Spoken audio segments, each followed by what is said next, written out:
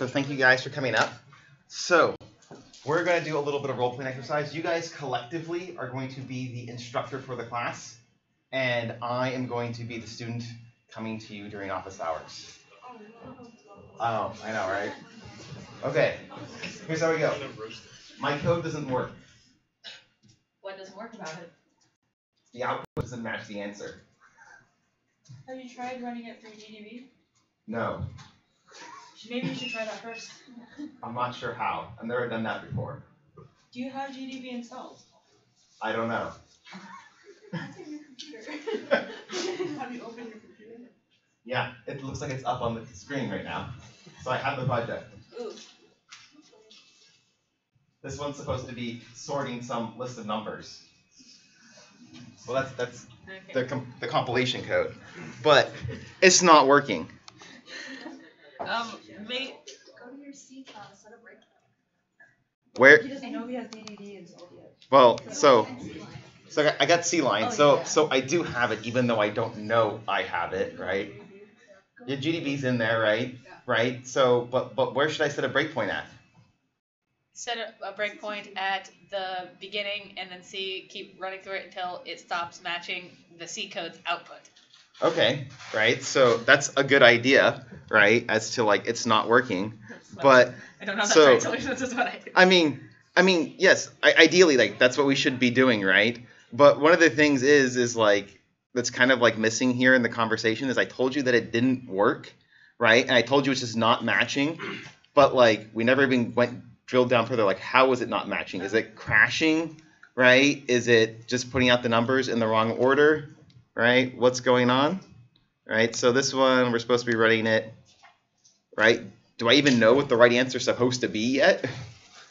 Right? I have to have all these things kind of figured out ahead of time to know whether it can work or not. So here's some numbers. Hopefully we should get something like -7, 3, 8, 12, 45, or 23, 45, 51. Right? That would be the hope. And when we run it, doing its thing. Okay, right? I mean, yeah, I have output. That's good, right? But now it's not working. So how can you guys help me identify like where I should be setting breakpoints at? Right? Again, at least here's the main portion of our code. It's right there. So I parse the arguments, I sort the arguments, and then I print the answer. So where would I want to look first, given my output? So parsing the arguments, right? Because like maybe I'm not getting the arguments correct, right? So maybe I might want to start like setting a breakpoint, maybe like after like line 66 to see if it works correctly, right? Maybe set a breakpoint here.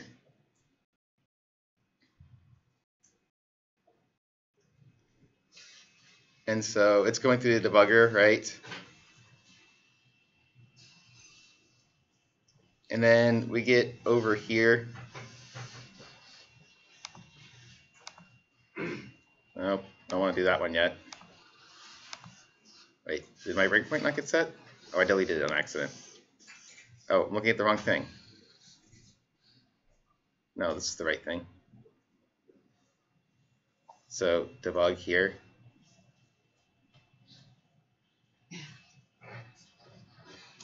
So we're here, right? Well, how can I look at my array? Right? I mean, that's what the debugger is showing me just by default. So you can go to the variables section. Yeah, we're there. And then you can press on the arrow and see what's inside. Or RP and R. But yeah, but maybe you should see like array. It's 12. But isn't array supposed to be more than 12? Isn't it supposed to be all those numbers? Yeah, we could go to the GDB tab over here. Yeah, we can use the print statement. So what should the print statement be to print this out? PAR, right, 0 at, and then len should probably do it, right? How many things there are? Okay, right. That looks right. So what should I do next? Into what? right? Like maybe am I passing in to get sorted correctly? So sure.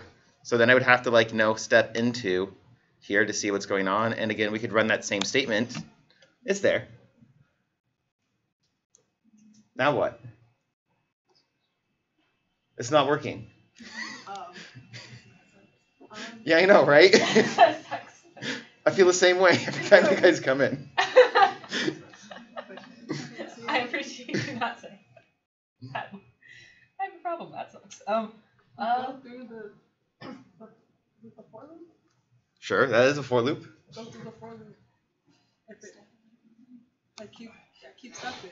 Right, so And then here. see what they're doing, and you can see where it's not working. Fantastic, right? We should be seeing what our code is doing, and we should compare it against what we expect to be happening. 0, 1, 2, 3, right? The index of the -7, right? You got it. I think you said 3 because you saw 3, but it is the -7. But the index.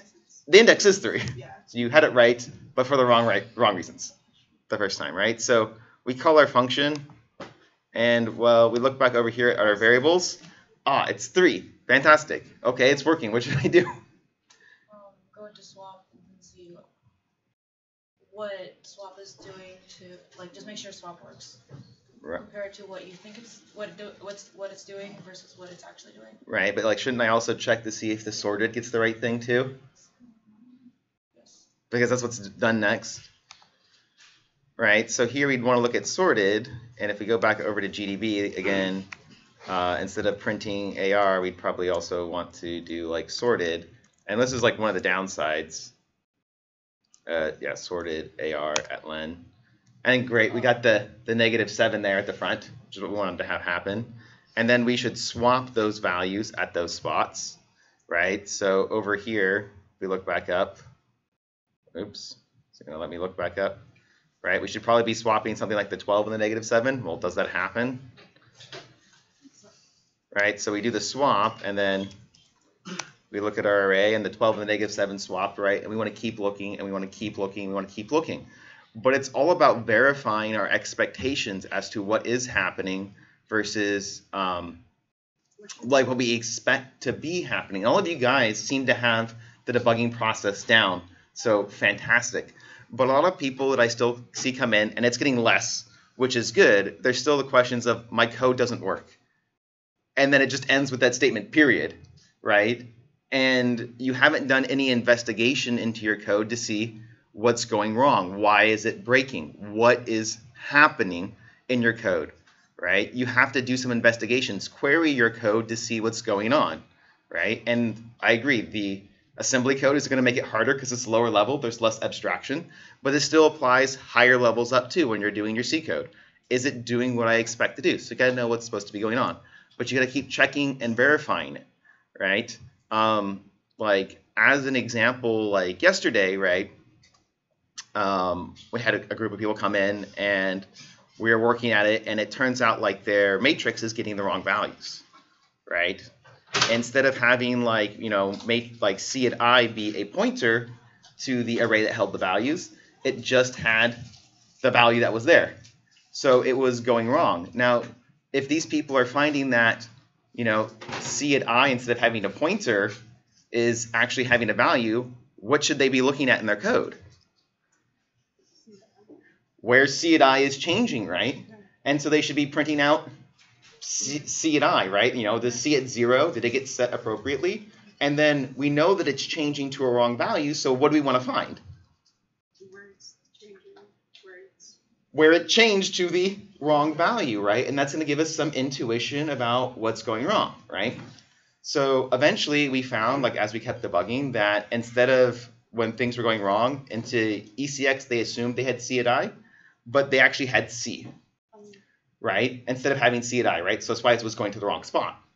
And then so we get to that point and we're like, well, ECX is supposed to be C at I, but it's C, and so we know that's the problem. So what should we be checking next? Right? ECX at this point in time was supposed to be C at I, but at this point in time it was actually C. So what should we be checking about ECX? When it changed, right? We should be checking to see, well, did I ever put C at I in there?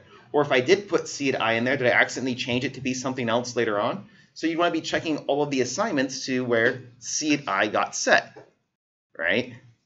And then eventually we see that, okay, well, whoopsies, we didn't ever actually put C at I in there, right? We only put C, and we just made the mistake, right? So eventually we need to figure out how to get C at I there. But it's all about investigating and asking your code what's going on, and then making the updates. A lot of times, thank you guys. You guys can sit down. Can you give them a hand? That was not so bad. Yeah. So like a lot of times what I'm encountering is you guys know how to use the tools, right? You know how to do the print statements. You know how to display things. But you're never actually looking at what your code is doing to figure out what's going wrong. You still give it the classic good old hard look at, right? You give it the hard stare. Why aren't you working correctly, right? Why aren't you doing the right thing? And if you just look at the code really hard, it's never going to tell you why it's doing the wrong thing because you assumed you wrote the right thing. So all of a sudden, right, if you believe everything you put down was 100% correct, right, how are you ever just going to be looking at it just harder, going to find where you made the mistake, right? You have to have something show you like, oh, it broke here. Whoopsies. Wrong value got placed there, right? See what's going on. Investigate the code, right? It's like, and this is one of the things that I have like a hard time teaching you guys is like this intuition, right? If like we know that our code is failing to sort the array, right? We should look at our code that sorts the array, right? If we're like playing a game of Battleship and we see that our AIs are shooting at the wrong locations, we should look at what part of the code? The part where it's shooting the wrong locations, right? Or if our boards are displaying incorrectly in a game of tic-tac-toe, we should go look at the part where we display our boards. But it might also be the part where we update our boards too, because we might have put the wrong things on it. But you have to look at the code to see what's going on, right? And I know you guys are still learning, but I want you to like still improve and get better. And if you keep seeing these mistakes commonly, I want to point them out so that you guys can stop doing them. So when you come to office hours, hopefully it's not just my code doesn't work, period. It's my code doesn't work. Here's what it's doing wrong. Here's why I think it's screwing up. But I'm having a hard time finding the exact area where it's going wrong, right? I think it's screwing up in here. Here's what's going wrong in there. But I'm not quite sure 100% why it's breaking. That's fine, but you do need to do the investigation yourself. Does this make sense? Right? And, you know, how many of you guys have been in that position where you're just like, my code doesn't work, period? I mean, I imagine like most of you guys should probably be raising your hands. I know I was definitely at that point and sometimes too. But hopefully, you know, as you guys have been progressing through this course and you've been learning how to work with the debugger more, you're getting better at figuring out how to ask your code what it's doing to figure out what's going wrong. Or like as another example of what's going on, like, you know, let's say that you're working with like a painting company, right? And you're supposed to be painting your houses blue. And all of a sudden you start getting complaints from your customers that the houses are green. What should you do? Look at the paint. Well, one thing you might want to do is check out the paint, right? Go look at the paint buckets that your painters are using, right? And so you might open one of the paint buckets that you have on hand and you look inside of it. And, you know, maybe it is accidentally green. Well, whoops, you found the source of your error, right? But maybe, like, you know, you look at it in the office and you see that the code or the paint looks blue to you here. What would you want to do next? What? Well, maybe talk to the painters, right? Maybe, like, the paint you have is good, but maybe the paint they got was bad, right? They got the wrong shipment. You're sending the wrong things out, right?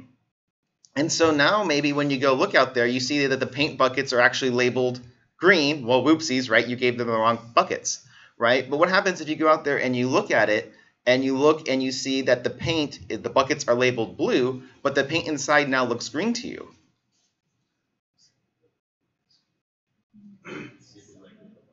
Well, maybe the buckets are mislabeled, right? Or maybe the buckets weren't exactly mislabeled, but maybe the quality of the light, whether it's under fluorescent light versus natural light, causes it to look different, right? Or maybe like when you go there, it's labeled correctly and it's like green. It's labeled like correctly, it's blue, right? But maybe your painters happen to be colorblind, right? And so they didn't notice the problem, right? That might be the issue. Or maybe when you go there, the paint's labeled blue, and when they apply it, it looks blue, but as it dries out, it turns green, right? Maybe there's some chemical reaction going on with the paint that causes it to change colors, but you have to keep investigating. But notice that in this process of trying to figure out why our houses are not blue when they're supposed to be blue, we kept looking at for possible sources of errors, right? Where could mistakes have been made? And then you have to apply that same type of logic to your code when you're debugging it, right? Go look at those areas where things are breaking, right? If you're getting like memory corruption errors, it's probably because you went either out of bounds on your array accesses or you didn't allocate enough memory, right? Those would be like the first things you want to check out. But there might also be problems where we had one issue where they were having this problem, and it turns out they broke the GCC C calling conventions, which is also a really common source of error for this set of homework assignments. And what they did is instead of, they did push EBX, push ESI, push EDI, then they did, at the epilogue, they did pop EBX, pop ESI, pop EDI. They popped them in the same order they pushed them, when they needed to be popping them in the reverse order that they pushed them to find the problem, right? So you have to keep looking and keep looking and keep looking. Verify, verify, verify, verify, verify that everything's working as it's intended. Does that make sense? Is there a way to write like a script that you can run that just prints out all the things for you after, like while you're debugging? If you make a change, you can then like run some script that shows all of your things every time. I'm not sure the question that you're asking for. Kind of like when you put print statements inside your loops to print out so you can see the arrays, but like every time it runs, it prints it out for you so you don't have to like retype the command. Yeah, you can type display. Are you talking about like when you go to recompile it, like you close DDD and you open it back up again? Yeah. You can run make from inside DDD. Just type make and then go to reload source. Instead of closing DDD and then reopening it, just run make inside of GDB or DDD. If it's inside of GDB, it'll automatically update itself and you're just done, right? If you're running inside of DDD, you'll have to type make and it'll go update the source code, then go to like source, reload source to update the view that's there. And then all of your old breakpoints will still be exactly where they're at. All your old display statements will still be exactly where they're at, and everything is fine. One other command that you might find helpful is watch. And you can say watch some location in memory. Generally, it'd be like watch a variable. And anytime that variable changes, the debugger will automatically stop and show you, here was what the old value was, here's what the new value is. So if you're like, I know that this variable is getting messed up, like variable x is getting messed up, but I'm not quite sure where x is getting messed up at, you can say watch x. And now anytime x changes, it'll stop for you. And be like, okay, x changed from here to here. And you can verify whether that was right or wrong. And if it's wrong, great, you kind of have an idea of where to start debugging at as to where things are messing up. Does this process make sense? It is a skill. It does take time. I can show you how to do the print statements, but you actually have to start applying them. And hopefully you guys are feeling like you're getting better at debugging because you guys are probably actually debugging. Before this class, how many of you guys would routinely use a debugger when your code was not working? Okay. How many of you guys would instead use print debugging to display like what was going on? How many of you would still use the classic look at it much harder than I was looking at it before? Right? That one tends not to yield any answers for the most part. Right? So hopefully you're getting better at it, but you know, for those of you guys where the code wasn't working in the past, how did you ever make it right? What were your tricks to figuring out what was going wrong and how to fix it? What did you do?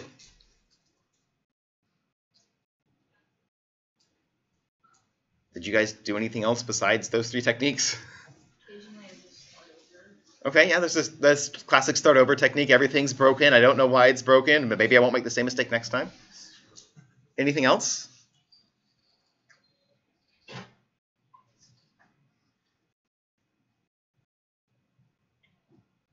Right, so I guess I should also ask this. In your first programming class you took, how many of you guys used a debugger? The very first one, where you're learning how to program? No one. How many of you were doing print debugging? Okay, a very good chunk of you, which is happy to see. How many of you were just doing the good old stare? Yeah. I mean, it's fine. I still do it all the time, an accident, and I need to go do it. Was there any other techniques that you were using to resolve your problems? working on papers, Stack Overflow for potentially common errors, right? You might have like talked with a friend or talked with your instructor about like what's going on, right? But some of the times it's also important that your problems be hard enough where they break for you to actually be forced to investigate. How many of you in your second programming class you started to use the debugger on a regular basis? Okay. How many in your third class started to use a debugger on a regular basis? What? There's this one? 36B, and I guess so the rest of you is like, this is your fourth programming class? So how many of you started to use a debugger routinely in this class to start solving your problems? And so the rest of you guys, or say, like, I should say, how many of you at this point in time currently use a debugger to resolve your issues when your code's not working? And how many of you are still relying on print debugging? It's okay. So again, I encourage you to switch. It's going to make your life a lot easier if you learn how to do that. There are also like other applications like designed for like C and C++, like Valgrind, that will tell you like where your memory leaks are happening at, or where you're going out of bounds with a memory access and how far. But using the debugger is still probably the best tool and the best time-saving thing you can learn how to use. But it's a good idea for me to kind of like know when you guys are learning that. How many of you guys have taken 36C? How many of you guys were using a debugger in there to figure out what's going wrong? Print statements? Okay. Well, yeah. I mean, I was talking with Sean the other day. It's like no one knows how to use a debugger in my class. It wasn't taught in any of my. What? It wasn't taught to me in 32A. 32A or so. Okay. How many of you guys took 32A? How many of you were taught how, or at least shown how to use a debugger in that class? Okay. 36B. How many of you guys took 36B? How many of you were taught how to use a debugger in that class? Okay. How many of you used it in that class? Okay, good. How many of you took 36A? How many of you were taught how to use a debugger in that course? Okay. How many of you took 36B? How many of you were shown how to use a debugger in that course? How many of you used the debugger in that course? Okay. So it seems like the issue is people not teaching you early enough how to use a debugger, which makes sense because a lot of the profs were teaching the A courses the entire last year. I think 32A and 36A Python courses, so. Yeah, but I still show everybody how to use the debugger in my class, right? It's the exact same thing that you use here in like C-Line, the same kind of interface, but we won't do like DDD or GDB at that point. Yeah, because like over here, right? Like this is like C-Lion, right? And then there's Pycharm, which is written by the same folks, like their IDE. If this pops up in a second, come on, right? And I can set breakpoints the exact same way by clicking on.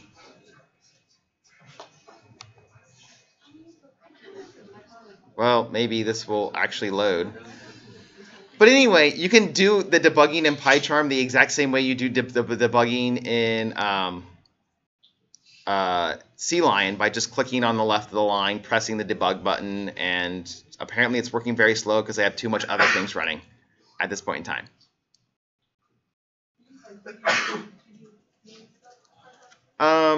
I think it's like PyDB is the debugger, and they should have like a little window over on the side, but this is like running really slow for whatever reason. I think they showed us how to use, like, you know, The debugger in idle.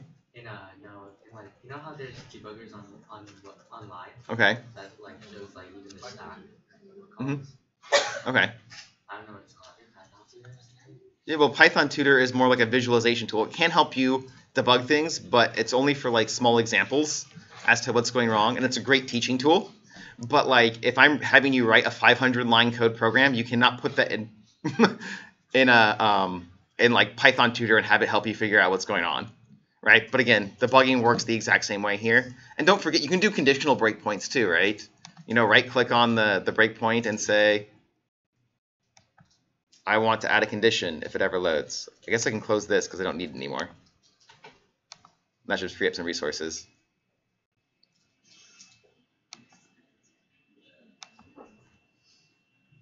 Come on.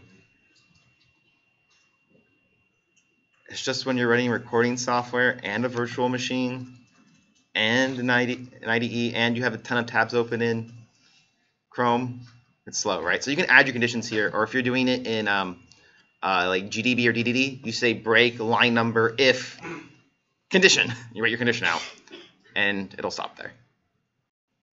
Right? So do learn how to use the tools. It'll save you so much time.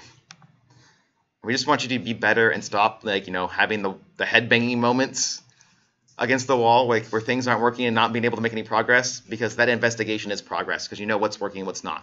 Also, writing test cases, like using unit testing, is really good if you've ever learned how to do that. Yeah.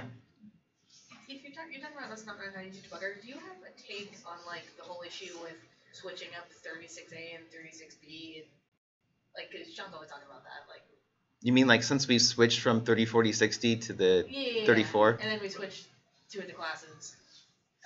I don't know. Sean's always talking about how like there was an issue with that or something. I was wondering. Well, like the up until there was it like when we made the switches, I didn't think it's been worked out for the best so far, because the entire last quarter 36A was taught in Python instead of being taught in C like it was in the past. It's gone back to C, which I think is an improvement, because now there's less content to cover in 36B, so we're not having to rush as much in teaching you both those things, because it's too much to do C and C++ in one class.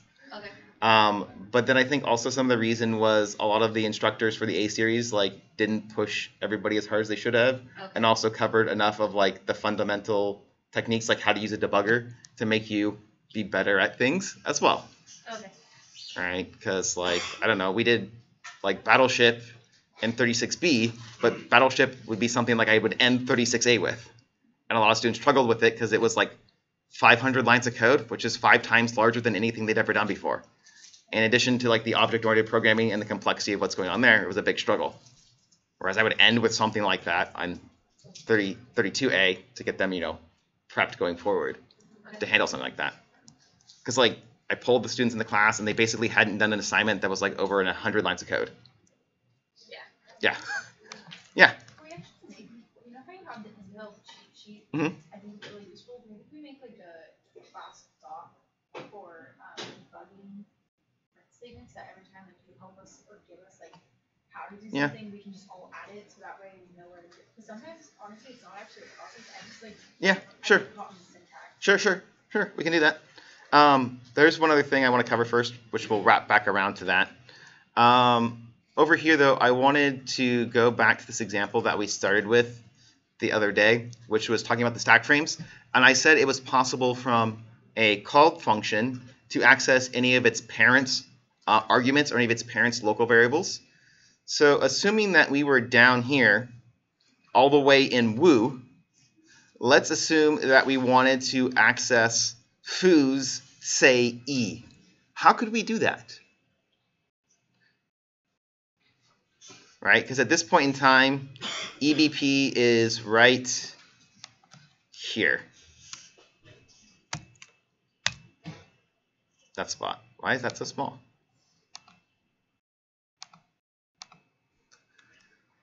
Right, and if you kind of remember, each of these guys points up to the previous one, because here, when we saved, for example, we saved foo's EBP. This is probably a bad, oops. Oh, I have to begin it with an apostrophe to make you happy. So if we're over here, right, this guy, foo's EBP, it points all the way back up to here. My best approximation of drawing a line here in Excel, right? Or down here, when we have Woo's stack frame, EBP is currently pointing here. So here we have a pointer pointing up to probably something like this. Nope. I'm just going to copy that. Go away. Okay, sure. Line, apostrophe, plus symbol.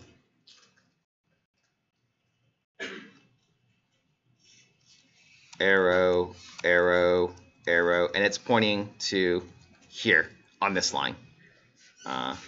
So maybe I need to draw it out one more level so that we can see this. No, not there.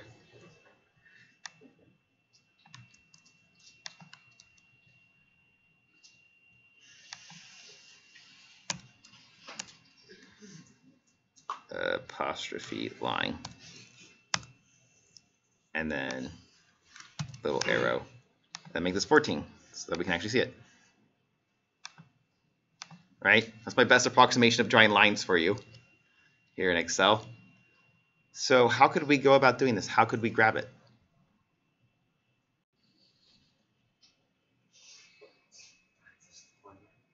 We'll access the pointer, right? So let's say we did something like this. Move L percent EBP into EAX, right? Now EAX points to where? That's pointing to GU's EBP, right? Because we said EBP is equal to, or EAX equal to EBP. So EAX also points to this line.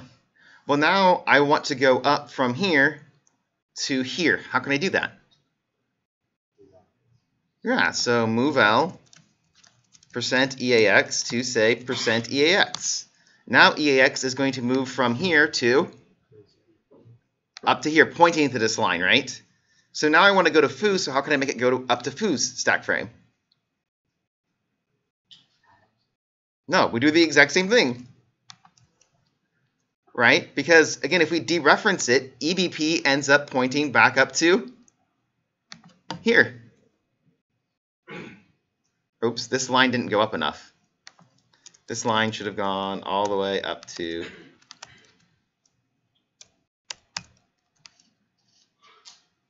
here, to that point.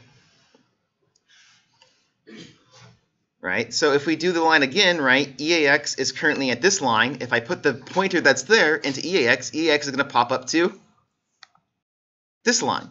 Now let's say I want to grab E, right? So E is going to be how far past this offset? It's going to be -2, right? So then move L, -2 times word size past EAX to percent EAX. And voila, we're there. And we've grabbed the argument, or we've grabbed one of the local variables of the function 2 levels above us. Right? And notice that we had to dereference it twice because we wanted to move up 2 levels, right? Because we wanted to move from woo up twice to foo, right? If we wanted to go to just GU, we would just move up 1 level. Or if we wanted to go to main, we would do the dereferencing portion 1 more time to move up an additional level. Does that make sense? And this is how like the backtrace command in GDB and DDD works to give you the stack frames of the functions that called you. It just follows up the stack frame pointers to get to the appropriate function and display all of their local variables and all of their arguments because they're always going to be laid out in the same order. You just have to know how many locals and how many arguments you have, right? Which is what the -G part is going to help you with. Are there any questions here about accessing one of our called functions arguments? Yeah. So would this be something due to not have to make copies of pushing, like if you wanted to use them in another function instead of pushing them again, you can just access them to use them again? So could you use this to avoid copying the variables? Yes, you could. The hard part, though, would be like in a generalized statement, how can you give your function the information of where it needs to go to grab its parameters that happen to be somewhere else? Right? It might be a bit difficult. Or again, if you really wanted to pass that parameter, what would be an easier way than doing something like this? If you actually wanted to pass the original quotation marks. Well, I mean, but again, if you put the value on the stack, are you actually putting the original on the stack? You're putting a copy of the value, right? Which is why, like in C and C++, if you change the copies of values, right, the parameters of the value that, or the function that called, they don't get modified at all, right? Yeah, you push their addresses, right? And if you push the addresses on the stack, well, then you have great access to that variable, and then you can dereference it. So that's how you get the original, right? But you still have to have some generalized format for passing these things in. You just pass the address as opposed to passing the copy of the value. Any other questions?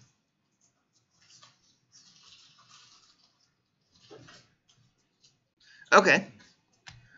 So then let's pop back over here. And That's the wrong class.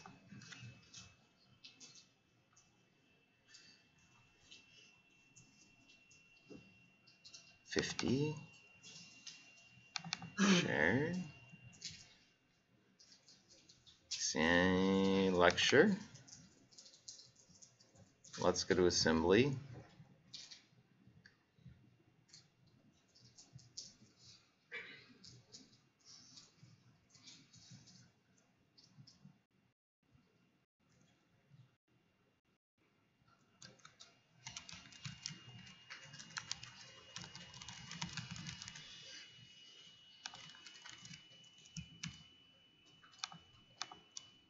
So for doing the debugging commands, are you wanting to do them specifically for assembly, or do you want to do them just generally? I mean, we can do both. It's not that much different, right? So what things are you wanting to do, right? So for like breakpoints, or is it something else besides breakpoints? Like casting things. So casting things to the appropriate type? Yeah, and then how much we want to display of the array. Okay, sure. But like for breakpoints, it's pretty simple, right? It's like break at location, like B location, where location is either a function name, a line number in the current file, or file name colon line number, right? So you could do something like break at 50. What would that do? You know, break, this would do break at line 50 of the current file, whatever file that you happen to be in right now. B at my fun would do, set a breakpoint at the beginning of my fun, wherever it happens to be. And if you're in C++ land, right, and you want to debug it, right, you can say like break class colon function name, right, to break at that particular class's method to stop on it, right? And then if you want to do it some other file, like B some file, you know, .c colon 25, and that's going to do what? Yeah, break at line 25 on some file .c, whatever happens to be, right? Conditional breakpoints, right? So these are just like simple things,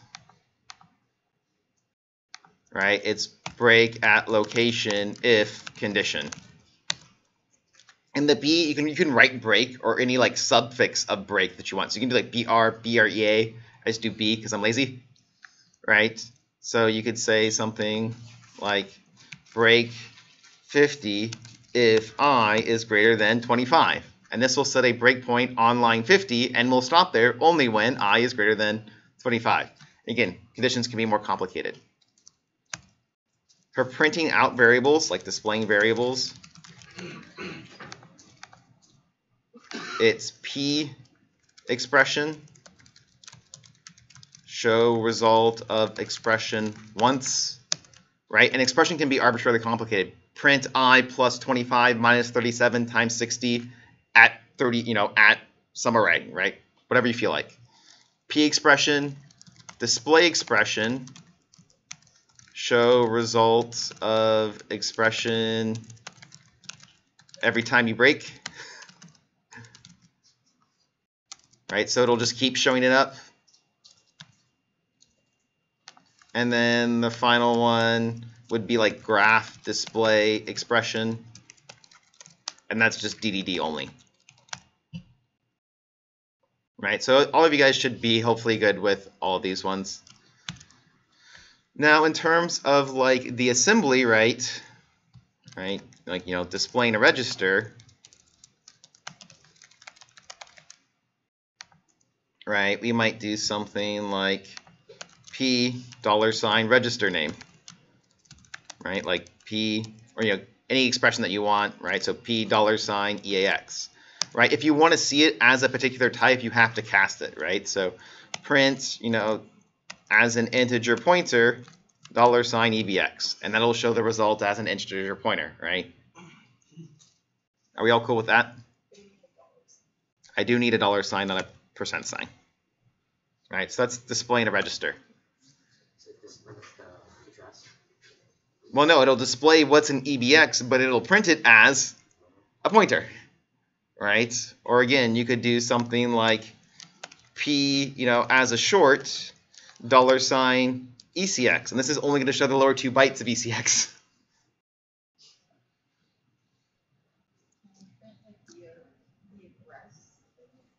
There is no address of a register because the registers don't live in memory. They're inside the CPU. Right? So you can't do that. Right? So displaying labels, right? It's just P cast it to the type label. Right? So like P as an integer len, and that will show len as an integer, right? Now let's say if you're working with arrays and you want to see their values, right? You'd have to do something like P integer pointer, throw an extra parenthesis on here, the address of, say, AR, if it was an array, and then this will show you as an array, but you might want to see, at 5. That'll show the one at position 5. Right? And again, that 5 in there could be a much more complicated expression. It could be $EAX, $EBX, $ECX plus 23. Right? This can be as complicated as you want, right? So $ECX plus 23 minus 89. Oops.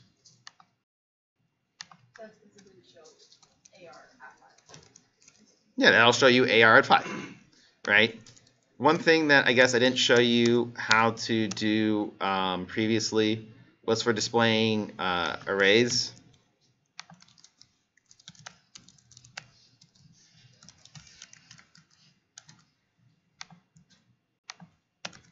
It's like print, again, or whatever the display expression you want to use, and then it's your array at start at num elements. So this will print this many elements from the starting position, right? So if there was a variable called len, and so we wanted to see all of the elements in AR, what would our expression be? Assuming there was a variable named len that held the length of the array. Well, yeah, but where do you want to start at? We want to see the entire thing. 0 at len, and it'll show all of them. Yeah, you could start at 3, right? Let's say we wanted to display, right? This would be display len elements of AR. Let's say that we wanted to display the last 3 elements of AR. Right? So we could do like PAR. Now, where do you want to start at? Assuming, again, that there was a length variable. Right? Maybe like len minus 3. It might need to be like len minus 3 minus 1, potentially. Right? Because, again, you might do some example, right? If we have 10 elements, right, and we want to display the last 3, 10 minus 3 is 7. Right? So then we would want to display 3 things from there, 7, 8, 9. So, yeah, it would just be minus 3. And then at 3, the last 3, right? If you have a multi-dimensional array, especially if it's dynamically allocated, this will show a sequence of memory. But because each of the rows of a dynamically allocated array starts at a different position, you have to do each row one at a time, right?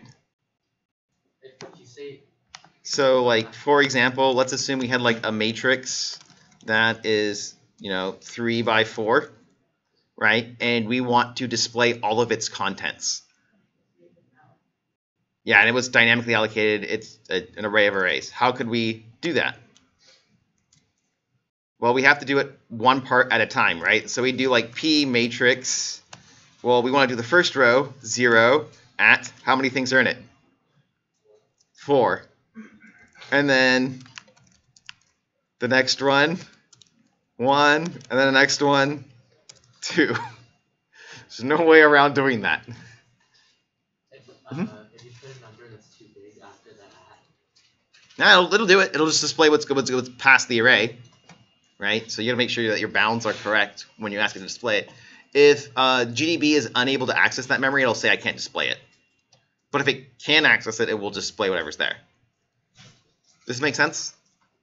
Right? So a lot of what you're doing now is just having to figure out like what's the right thing to cast it to, right?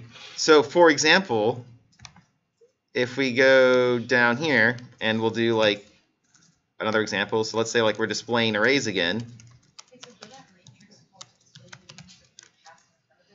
Because it's assumed in C and it already has a type. Right? If it had a label, we have to take the address of the label and cast it to the appropriate type. Right? So let's assume that in EAX is the pointer to an array of integers 5 long.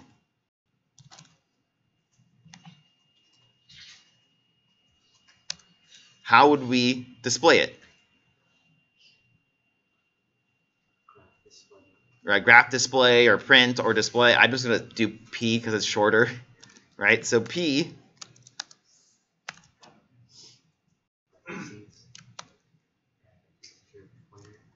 integer pointer, parentheses, and then we generally need an extra set here to wrap it up.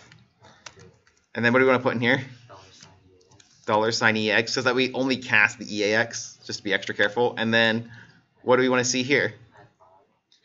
We want to display the entire array. Where do you want to start at? 0. At 5. Right?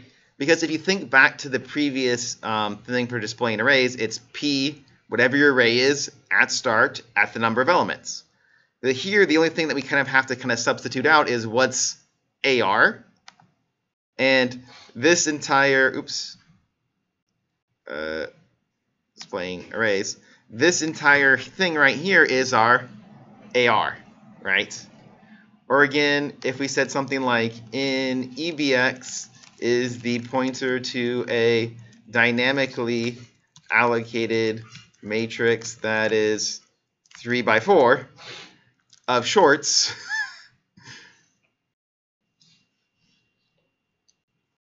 Okay, allocated matrix, probably of shorts. That is 3 by 4. What would we do to display our matrix here? Not you. I know you got it. P. Integer, but again, it's not just an integer pointer now. It's a integer pointer. Okay. $EBX. And which row do you want to do first? Row 0, right? And then we want to start at the first element in that row, 0, right? At 4, which I did mess up back here. There should have been an extra 0 here to start from the beginning of that row. Right? So, right? Oh, whoops. Short. Pointer. Right, I cast it to the wrong thing. Oops. And then 1, 2, 3. Now let's say in ECX is the pointer to a statically allocated matrix of doubles that is 3 by 4. So it was allocated as one big chunk, right? But of doubles. How would you print it out? Yeah. Yeah. What would we do here if we wanted to print out this statically allocated array of doubles? Again, it's one big chunk, so in memory it's laid out as what? Well, yeah, but like in memory, right? Our conceptual 3x4 array, if it's statically allocated, is actually laid out as one dimensional array that's 12 long, right? So here we could do something like P double pointer, just double star, right? $ ECX bracket 0 at 3 times 4, 12, right? And that will give us all of it, and it'll display in row major order because that's how C stores things. So you can use your understanding of how things are implemented under the hood to know what's going on. Does that make sense? Any questions so far about displaying things? Now here we have the fun one.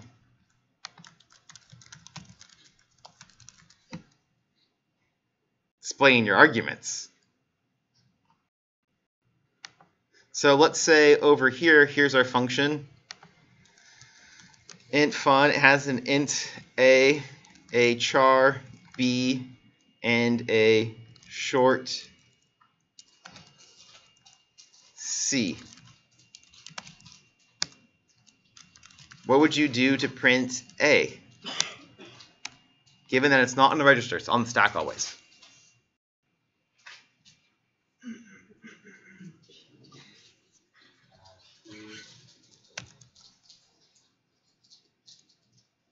You may also assume that the prologue has been completed.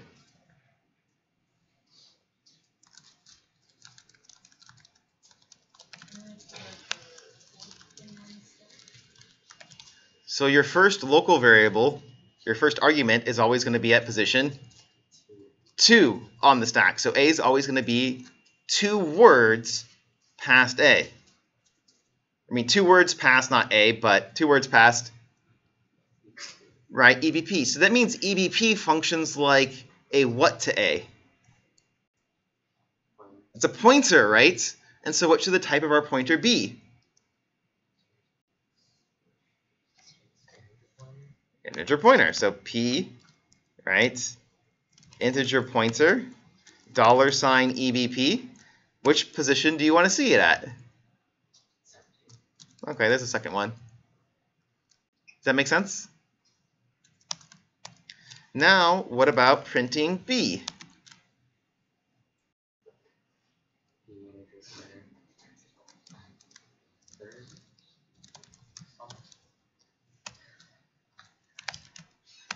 Do you guys agree with this?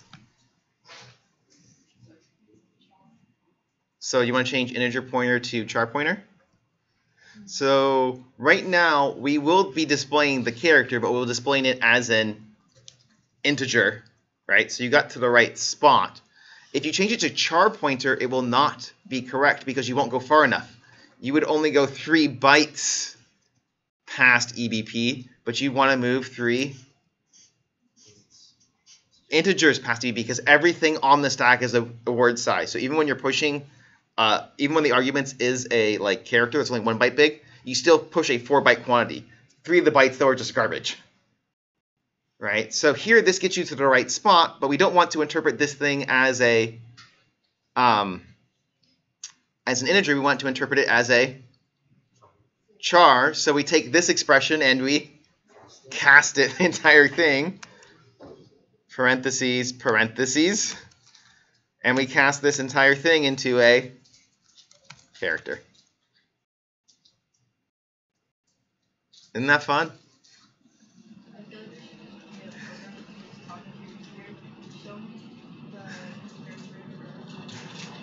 Right, and then what would we do to get C?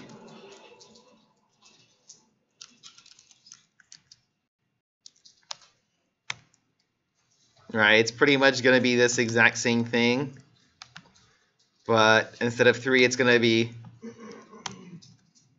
4, right? And then here it's going to be. The other thing that you have to watch out, though, is for things that are multiples of the word size, like a double. Right, a double is going to be 2 bytes big. I mean, 2 words big. So every time you had to go across a double, make sure that you add 2 for its spot in there instead of adding 1. But everything that's smaller than a word will always be upgraded to a word size. Right. One final thing is displaying in array that is on the stack. Right? It's not really anything trickier than what you've done, but you just got to combine the little subparts to solve it. So let's say over here, here's my function, and then over here I have like int num rows, int num calls, and then over here I had a integer pointer mat. Right? So maybe what we want to do for right here, I might want to say print the first, or print row at index 3 of mat.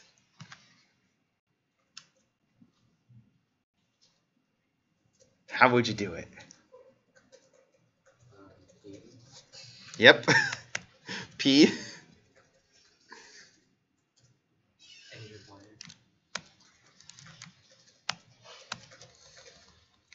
Right, $, EBP. And then we want to get mat. Mat's how far away? Right, this is at index 2, 3, 4. So at 4, that's going to give us mat. But right now we're treating mat like a integer pointer, right? But it's actually should be a integer pointer, right? But if EBP is now going to be a pointer to mat, we can treat EBP as a integer pointer, right? Because if EBP points to mat and mat is an integer pointer, then EBP must be an integer pointer. One more star than what mat is to be able to point to it, right? But also work the same if you cast that expression as an integer. Then you could, yeah, right. You could take what we had as to get to the right spot, and then cast it to an integer double pointer, and then dereference it. But it's going to be a little bit more work, right? So here, well, we want which row? Row 3, and what element in that row do you want to start at? At 0, and then we want to see all the elements that are in there, which is going to be, so now I need to get num columns. So how do I get num columns?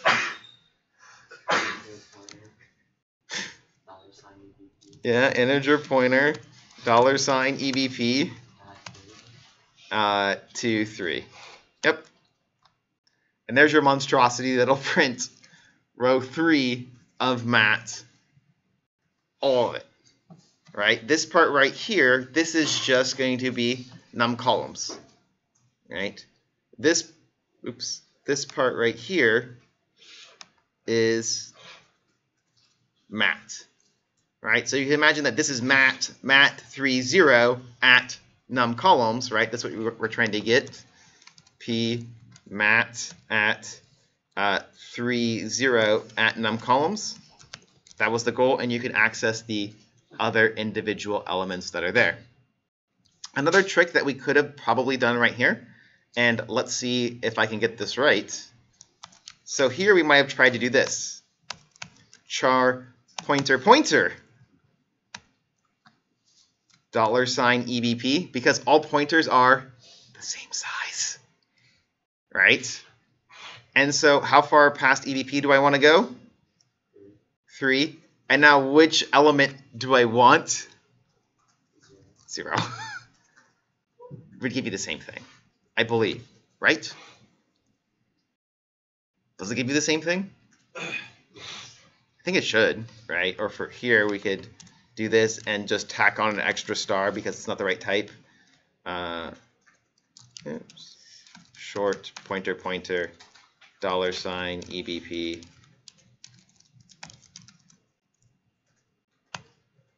at 4 at 0. Just to clarify, is the number of brackets, the 2 sets of brackets, usually equivalent to how many pointers there are? Like it acts as like.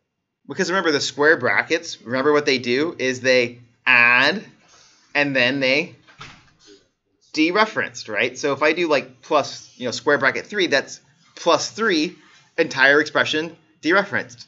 So instead of putting the square bracket here, square bracket 0, I could have just stuck another star over here, right? Would have been the exact same thing, but I think it's a little bit more convenient just to tack the square bracket 0 on there instead of putting the extra star in the front. But they should all give you the exact same things for accessing the elements. Are there any questions here? Is there anything else you'd like to see? No, I think very Yeah. I've had some issues with the GDB where when I try to set a breakpoint at a certain place, it says inferior process 1, process something exited normally, like it just exits. That means when that happens, that means your program just completed and you never touched that breakpoint because you didn't pause. What do you mean I didn't pause? Like, So like let's say you put a breakpoint inside of an if statement and then you ran your program. Let's say your program doesn't enter the if statement. It just runs to the end. The process completed.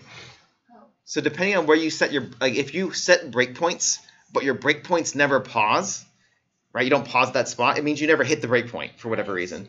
That's okay. Right? That's how to interpret that behavior. The one other command that I want to show you, that's kind of related to breakpoints is the watch statement. So you can say like watch memory location. And then what this will do is it'll pause anytime the value at memory location changes.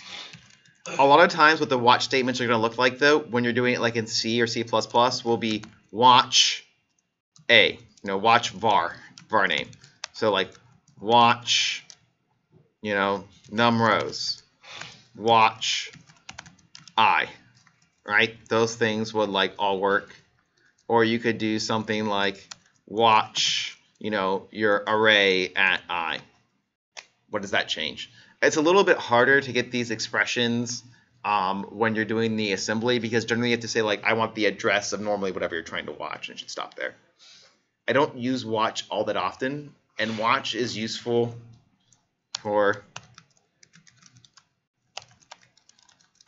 when you know something is going wrong with that variable, but you don't know where it is going wrong. That's when watch is useful. Like, I know this thing is changing. I know it's changing to a bad value. I have no idea where it changed that bad value at, which could definitely happen in some very complex programs where you have a lot of stuff going on. Any questions here?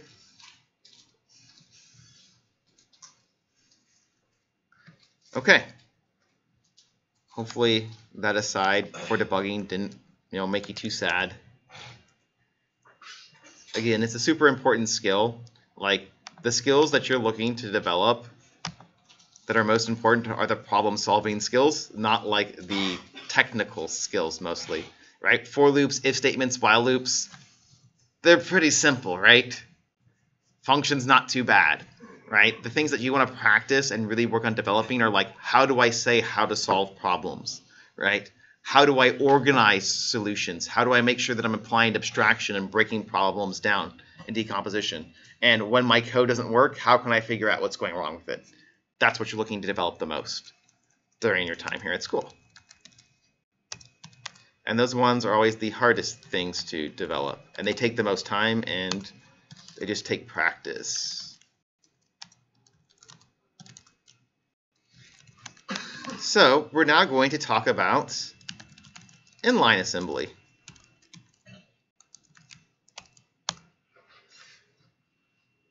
Oops, I must have misspelled that name.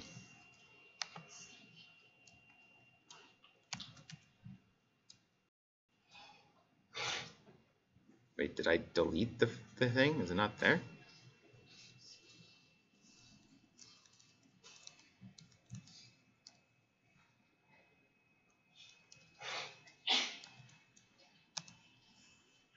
Well, I guess it's good there was a backup copy. Okay, 1 second. So copy basic inline.cpp tilde to basic inline.cpp.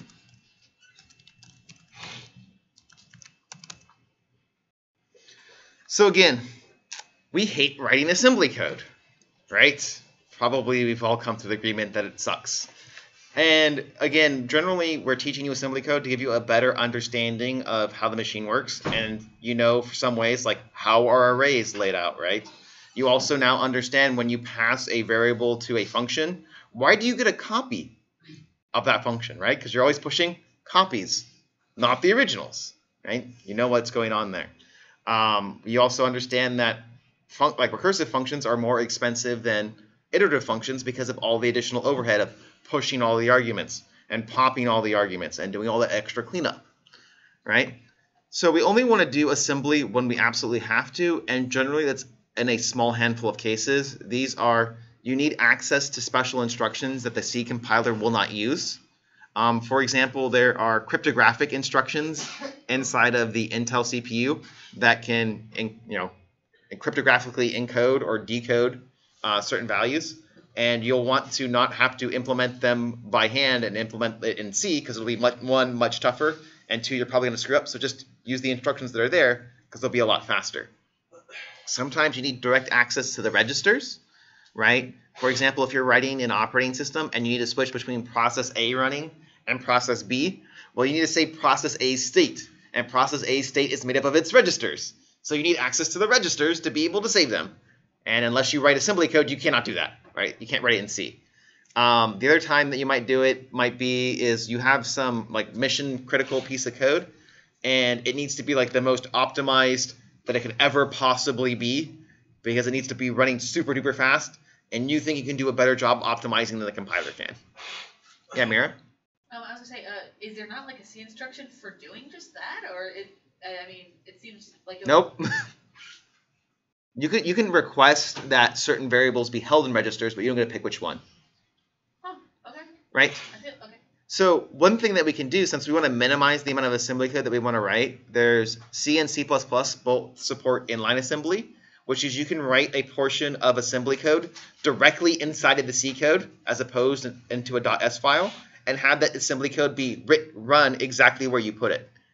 And so the format for this assembly is it's __ASM, parentheses to mark it. And then there's 4 sections. There's the assembly code section, where you actually write your assembly code, but you write it as a gigantic string.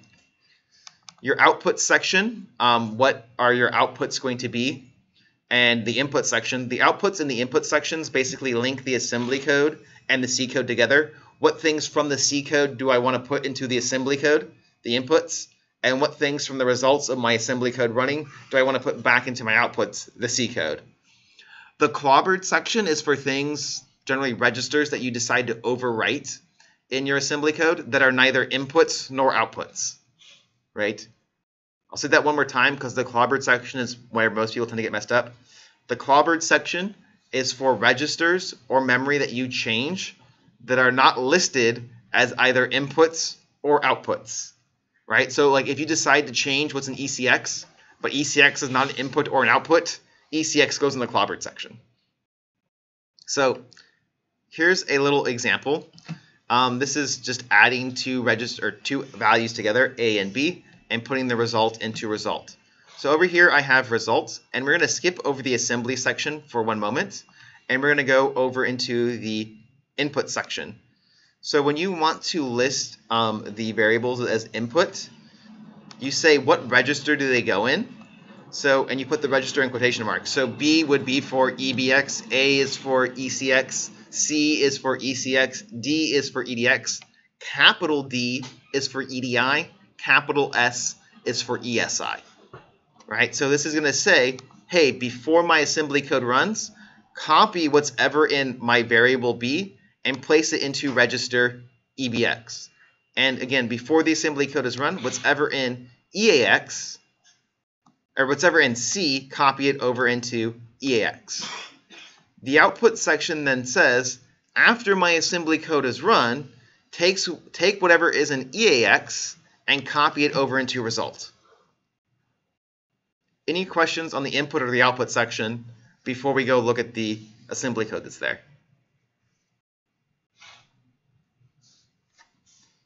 So over here we have our code. So our code is written as one giant string, and so we need to separate our instructions by semicolons now. And again, they're strings.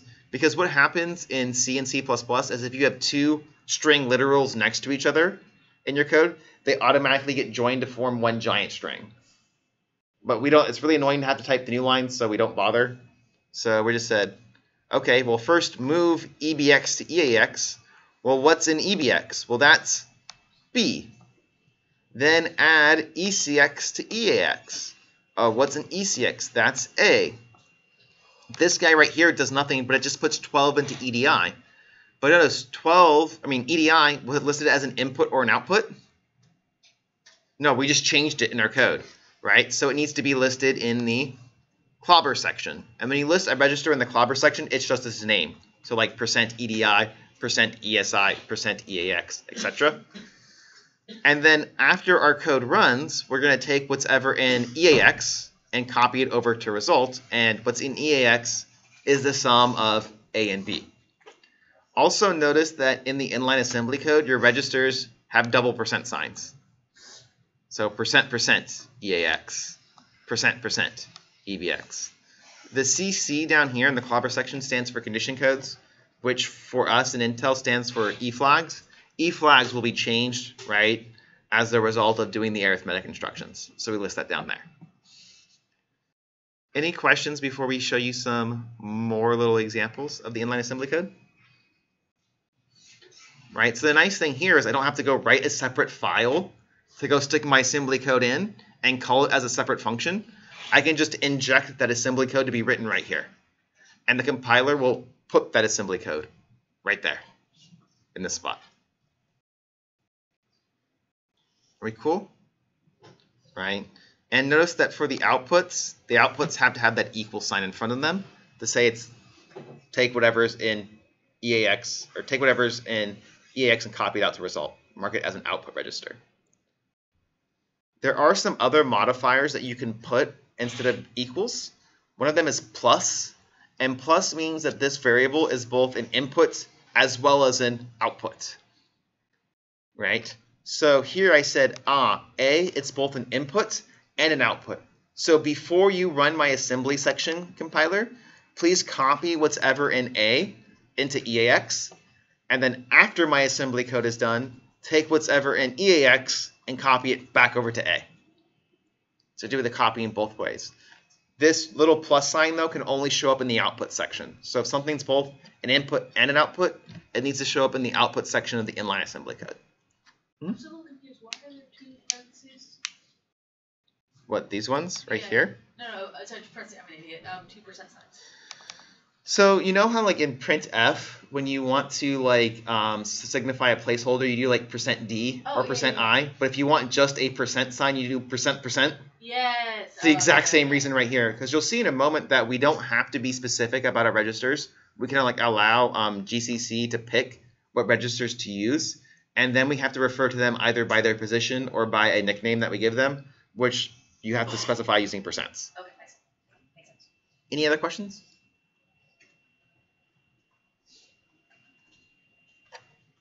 Okay. So over here, this one is any register add. So instead of specifying a specific register like EAX or ECX or EDX, you can let the compiler choose, and you can just say %r. Right? This is generally a good idea to let the compiler choose unless you know specifically that you have to use that register, because the compiler knows what registers are already in use, and so it can make better choices about which ones to use for your variables. So when you want to say, hey, compiler, your choice, %r. But now we need some way to be able to refer to them, and you refer to them by their position, that they show up starting from the outputs. So the first output will be %0, the next output will be %1, the next output %2, %3, %4, and you just keep counting up, 0, 1, 2, 3, 4. So the first variable that you see right here is A. So A is %0. And the next variable that we see over here is B. So B is %1. And so if we had multiple other variables over here, like where we had other things, for whatever reason, right? If you could imagine that these are all like different variables, so A would still be %0. What would D be? D would be, after 0 comes 1, E would be 2, and then B would be 3, right? So this count up in order 0, 1, 2, 3 as you find them, starting from the first one, going to the last one. I personally don't like using the number-based things because I forget all the time what numbers are what. So you can give them nicknames over here. And so to the left of the string, you can, in square brackets, put the nickname that you want to refer to the register in the inline assembly code. So inside the assembly code, we can refer to whatever register that A is in as sum in square brackets. So over here, %sum is A, right? Whatever register this one's assigned to. And over here is B, right? And it's going to be in B. Normally, I give the register, like the nicknames, the same names as the C variables because it's less confusing that way, but you can name them whatever you feel like. And so add L %B to %sum, storing the result back into sum, right? So sum plus equals B, but sum started as A because it's an input and an output because of the plus, and then the result will be copied back out to A. The total will end up in A. Any questions here?